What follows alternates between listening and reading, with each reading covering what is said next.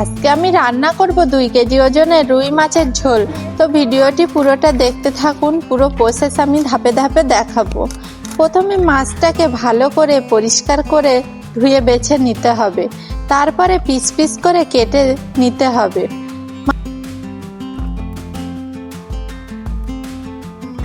প্রথমে সরিষার তেল দিয়ে পেঁয়াজ কুচি আর লঙ্কা দিয়ে ভালো করে ভাজা করে নেব। ভাজা হয়ে গিয়েছে, আদা বাটা রসুন বাটা দিয়ে দেব, দিয়ে ভালোভাবে নাড়াচাড়া করে ভাজা করে নেব। তারপর পানি ঢেলে দেব পরিমাণ মতো।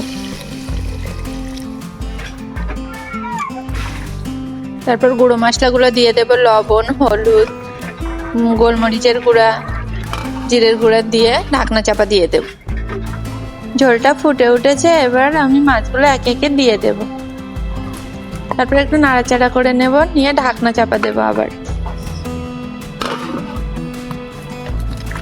20 থেকে 30 মিনিট জাল দেওয়ার পরে বন্ধুরা দেখতে পাচ্ছেন আমার মাছ ঝোলটা রেডি হয়ে গিয়েছে। এবার আমি নামিয়ে নেব।